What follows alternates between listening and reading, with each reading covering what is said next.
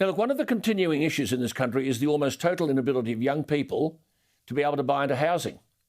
As I often say, if you go out to some of the most productive agricultural land in the world, be it the Darling Downs in Queensland, the Liverpool Plains in New South Wales or the Western District in Victoria, you might be asked to pay, say, $6,000 an acre. Magnificent, productive land.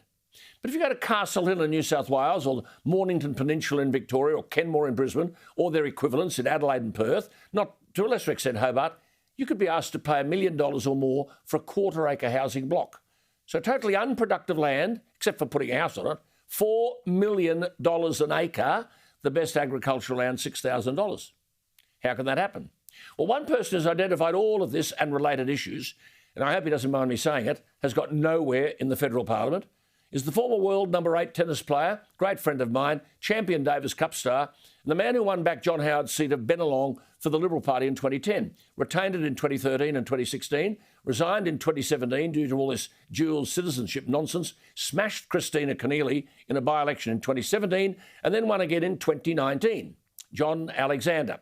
In that anthology of essays that I've been telling you about, there is some splendid writing from many notable Australians, a superb Christmas present, Australia Tomorrow. Just go to austomorrow.com, austomorrow.com, and in chapter 18 is a critical essay titled Big Picture Ideas, the Infrastructure Dilemma. And this hits at the nub of the issue. How is it that we have this massive escalation in the price of land and who benefits? How do you solve it?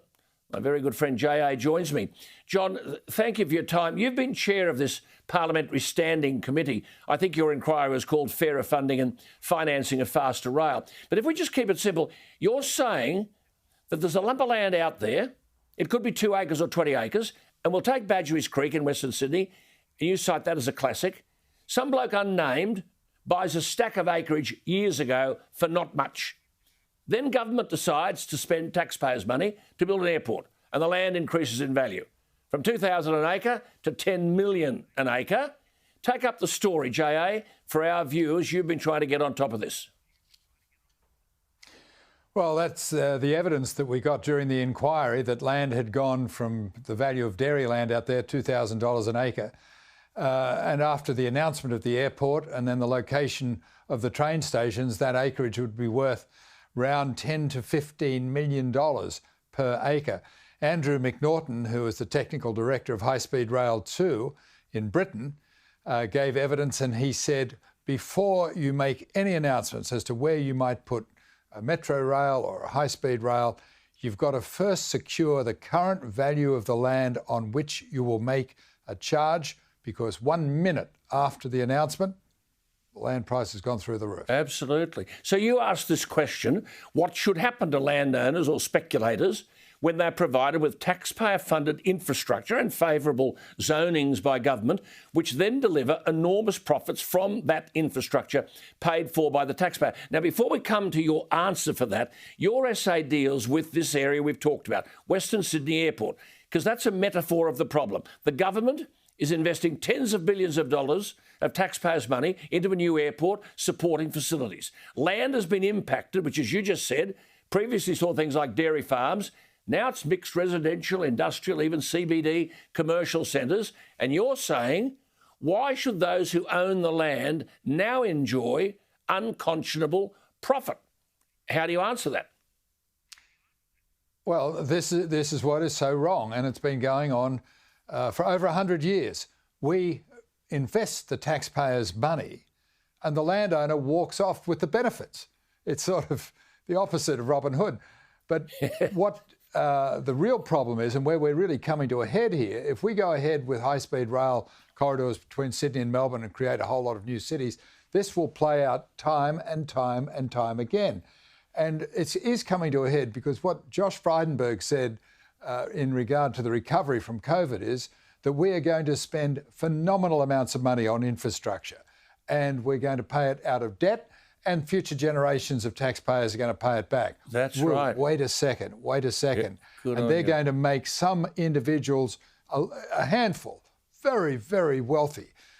So why shouldn't those people that make the profit out of the taxpayer invested funds contribute to the infrastructure that makes them so rich? Well, let's show, J.A., in that essay, Absolutely. Now, in that essay, J.A. asks a simple question, and I say it slowly. If the taxpayer has been the funder of this good luck, should not the taxpayer participate in the spoils? Now, for years, John Alexander has advocated a solution. Very simple. He calls it value capture. J.A., your inquiry heard evidence, did it not, from world leaders in this field, Hong Kong, Korea, Japan, and they fund major infrastructure projects like high-speed rail by appropriating back to the taxpayer a significant component of the value of the land as a consequence of spending taxpayers' money. Now, this is happening, is it not, in the ACT? Well, absolutely. If you seek a lease variation, you're up for immediately 75% of the increased value of your property. Now, we've been talking about this with various inquiries for a number of years with the federal government, but interestingly, it's the Victorian government that's introducing a 50% windfall impost on rezoned lands. And now Rob Stokes in New South Wales is looking at introducing a similar windfall for land that's impacted by infrastructure and or rezoning.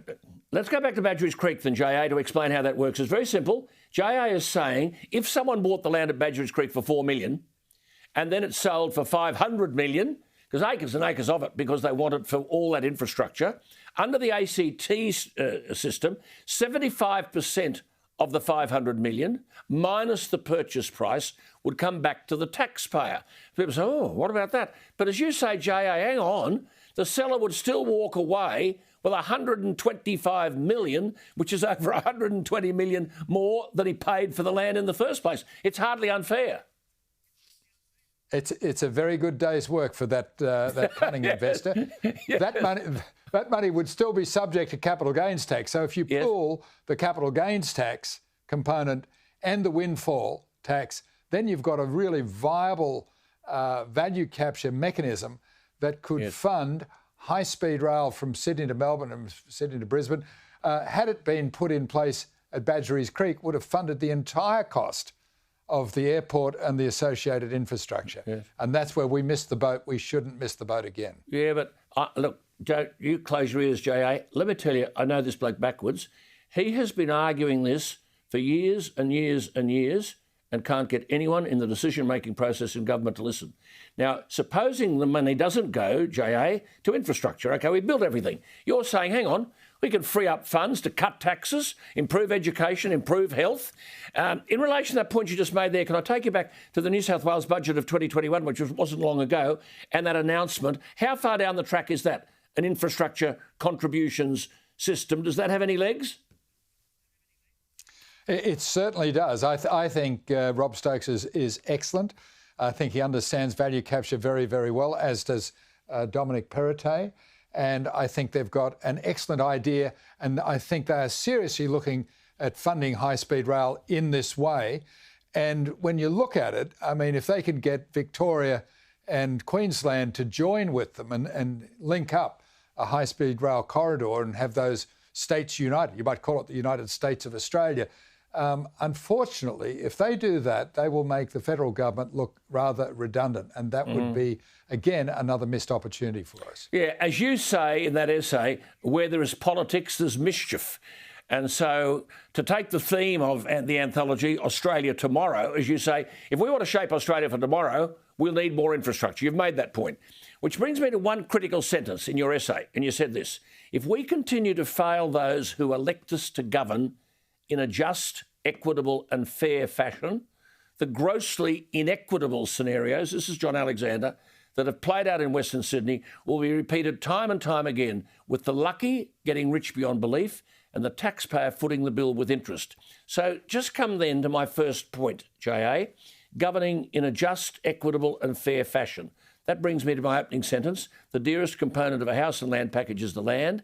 How do we make, through your system, housing affordable for young people so that we're governing in a just and fair fashion? Well, we've got this opportunity. It's not dissimilar to after the Second World War. There's going to be millions of people wanting to emigrate to Australia. We've got to have a plan of settlement, and you've got to facilitate that plan with appropriate infrastructure.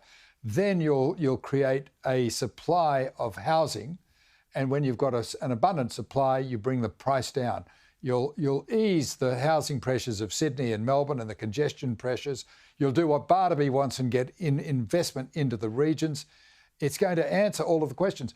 The Shingo Yamagami, the ambassador from Japan, in July made a speech at the National Press Club and offered to partner with us to build Shinkansen high-speed rail in Australia, offering to partner with us. And to this point, we haven't responded, which is very disappointing because it's a big difference between just buying it and having a country that's got an unparalleled experience with the reason for high-speed rail and the rolling out of it. So they'll guarantee delivery, they will give us their endorsement, and with the states putting in their imposts, we will have it funded. So now is the right time to do it, rather than put us into debt and having the next generation of taxpayer pay it back and let a handful of people get very rich. It is time for some fairness in the system. It should be central to rejigging the tax system to a more equitable system that's fair. Wonderful for all. stuff.